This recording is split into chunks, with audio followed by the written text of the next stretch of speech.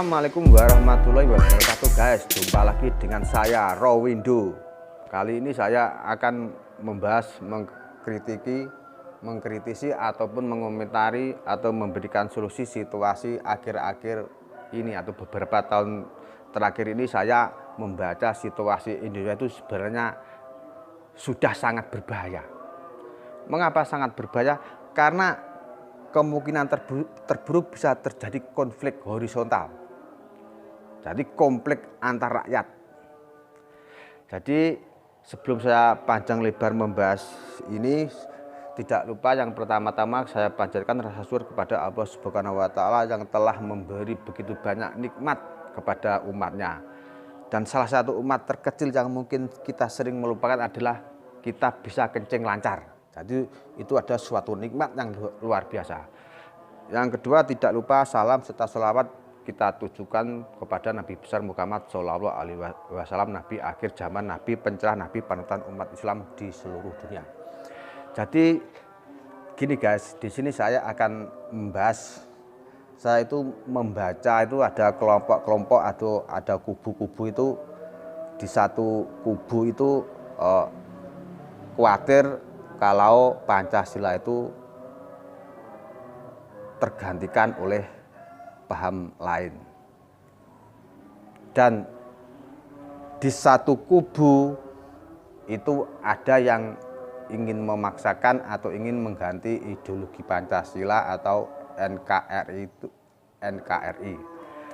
Jadi di sini sebenarnya yang harus kita waspadai atau yang harus kita cermati adalah sebenarnya ini semua adalah kekhawatiran yang sangat berlebihan guys. Jadi kalau kita itu sering lihat TV, kita itu sering buka-buka media sosial itu, kita mungkin sering melihat bahwa sebagian umat kita itu ada yang khawatir bahwa ada pihak-pihak lain yang ingin menggantikan Pancasila. Bahkan di pihak lain ada yang khawatir bahwa ada pihak-pihak yang ingin atau bangkitnya kembali Partai Komunis Indonesia atau PKI. Bahkan ada yang di pihak sini khawatir ada pihak-pihak yang ingin mengembalikan kejayaan khilafah yang menurut mereka itu akan diawali di Indonesia. Jadi di sini sebenarnya sesuatu yang mungkin menurut saya adalah saya percaya bahwa semua umat atau ormas-ormas maupun kubu-kubu yang bertentangan, yang bertikai atau bahkan saling menyalahkan atau bahkan saling curiga itu sebenarnya saya yakin bahwa orang-orang ini semua itu sebenarnya orang-orang yang NKRI sekali. Tapi berhubung kecurigaan itu yang berlebihan, itu maka terjadilah suatu bentrok fisik maupun bentrok media sosial. Dalam hal ini adalah bentrok antar mulut. Jadi kalau kubu sini itu khawatir dengan kubu sini yang ingin menggantikan Pancasila, dan kubu sini ada yang khawatir bangkitnya kembali PKI, itu sebenarnya adalah sesuatu yang wajar-wajar saja. Jadi kekhawatiran ini hendaknya itu jangan berlebihan. Jangan berlebihan di sini adalah kekhawatiran yang berlebihan itu sebenarnya sesuatu yang sangat kemungkinan terburuk adalah terjadi bentrok horizontal atau bentrok antar umat. Yang perlu kita sadari adalah kita adalah sebangsa dan setanah air, bahkan itu seagama, seakidah.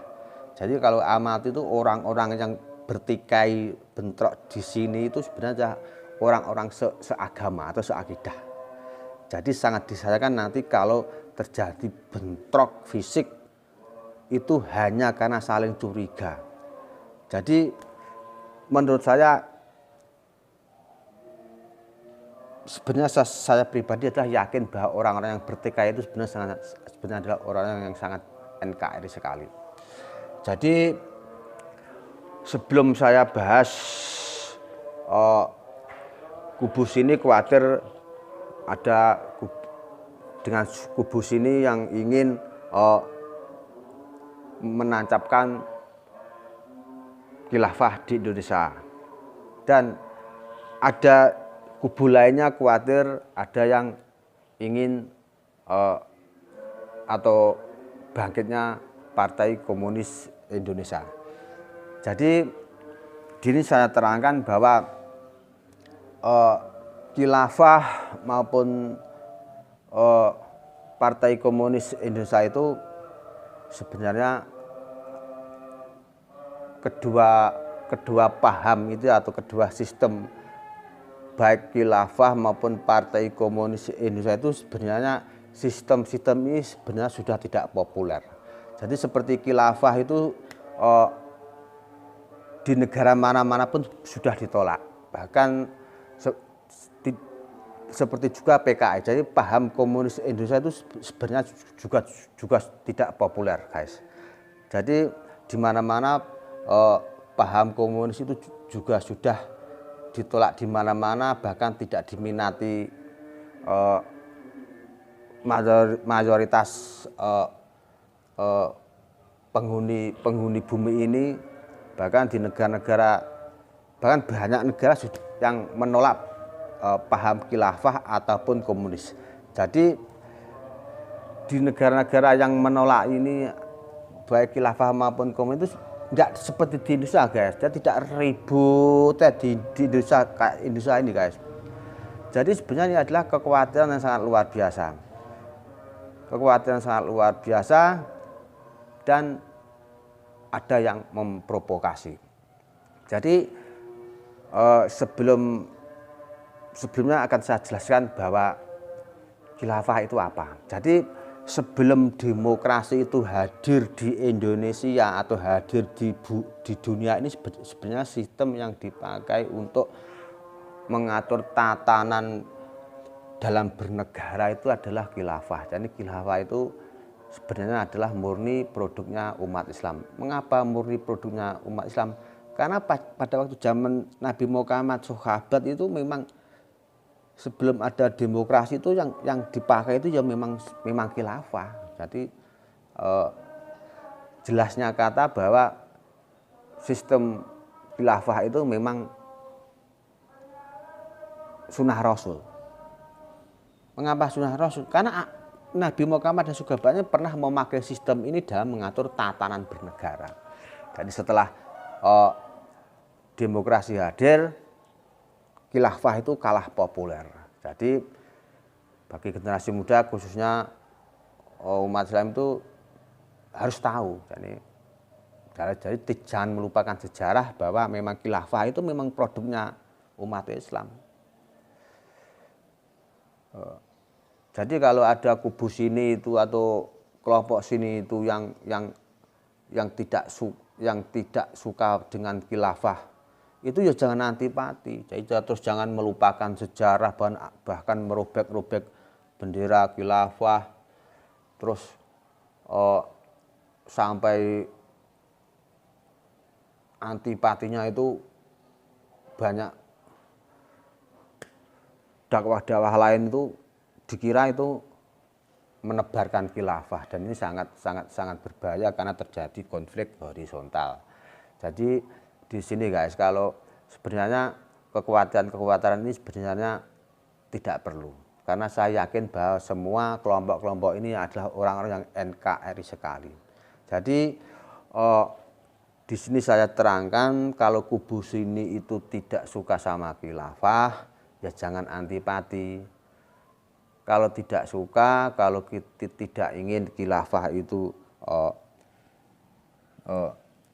digunakan di Indonesia, ya jangan antipati, jangan melupakan sejarah ataupun menunjukkan kepada generasi muda bahwa khilafah itu sesuatu yang harus ditakuti. Jadi baik khilafah maupun Partai Komunis Indonesia, paham-paham ini sebenarnya paham-paham yang sudah tidak populer, guys. Jadi di banyak negara paham-paham ini sebenarnya sudah tidak populer, bahkan banyak yang ditolak. Jadi kalau di Indonesia itu kekhawatirannya sangat luar biasa dengan paham-paham ini, ya sangat lucu.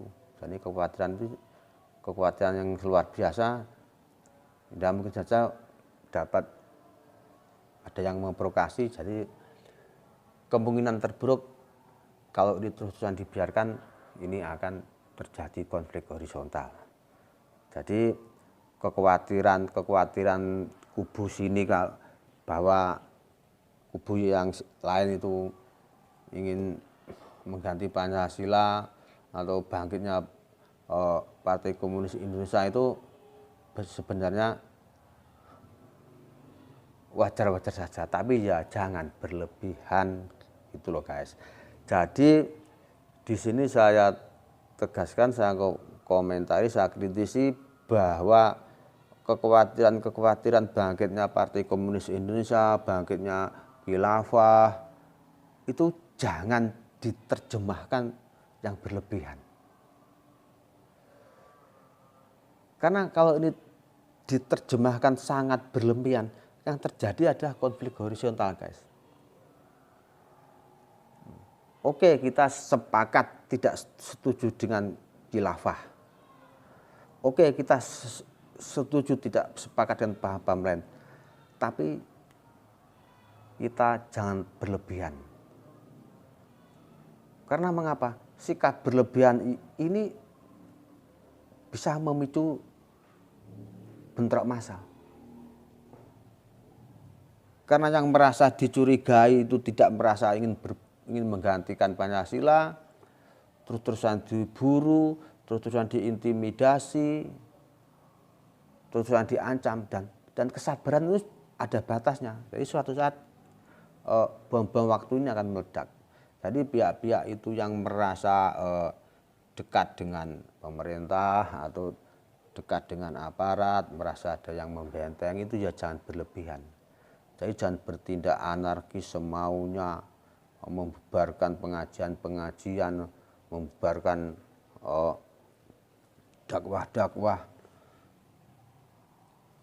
Karena kalau terus-terusan begini itu bisa terjadi konflik horizontal. Ibaratnya kayak anak kecil rebutan roti. Jadi rotinya itu hancur, semua itu tidak dapat apa-apa. Jadi kalau saya mencermati bahwa bangkitnya khilafah, bangkitnya PKI kembali atau paham-paham itu adalah, saya yakin tidak terjadi. Selain orang-orang yang dicurigai itu membawa paham-paham ini itu, bahwa orang-orang itu, saya yakin bahwa orang itu adalah orang yang NKRI sekali.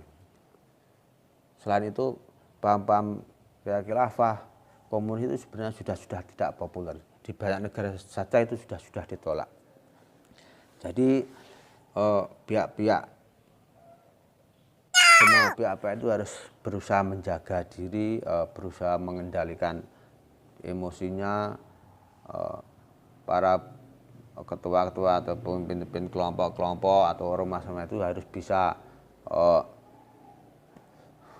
mengendalikan anggotanya supaya tidak terjadi konflik-konflik horizontal. Karena kalau ini terus-terusan terjadi itu sebenarnya yang tertawa itu adalah pihak-pihak yang memang menginginkan hancurnya bangsa Indonesia, guys. Jadi kayak bangkitnya khilafah, bangkitnya Partai Komunis Indonesia, bangkitnya paham-paham itu adalah sesuatu yang tidak mustahil. Karena dilihat dari segi popularitas itu paham-paham itu sebenarnya sudah tidak populer. Bahkan orang-orang yang negara-negara yang menolak ini tidak seperti Indonesia ini. Kalau di Indonesia itu ributnya luar biasa. ada mimbar-mimbar pengajian, mimbar-mimbar dakwah itu dibubarkan dengan alasan katanya menebarkan khilafah dan lain sebagainya. Jadi kita sebagai umat Islam itu jangan curiga berlebihan. Sebagai generasi muda kita itu juga harus tahu, diakui atau tidak, bahwa khilafah itu adalah murni produknya orang Islam. Jadi pada waktu Nabi Muhammad dan sahabatnya itu dulu yang dipakai sistem itu ya khilafah sebelum demokrasi itu hadir. Jadi kalau tidak suka dengan khilafah, ya jangan melupakan sejarah, jangan antipati. Menolak khilafah berarti Anda juga menolak Kanjeng Nabi ataupun Al-Quran. Intinya, kalau kita tidak suka khilafah, jangan antipati.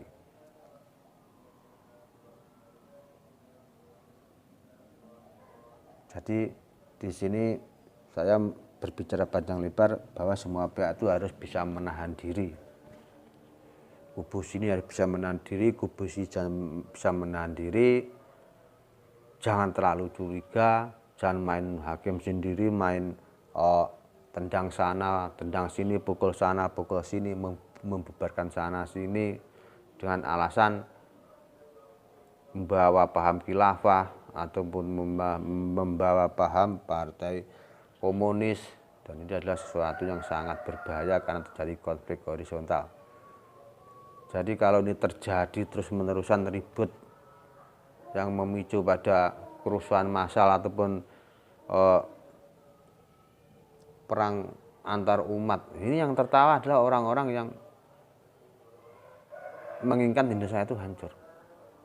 Jadi saya himbau semua pihak, semua kelompok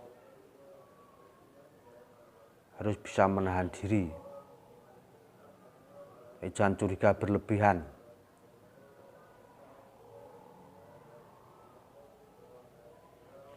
Demikian dari saya, semoga bermanfaat.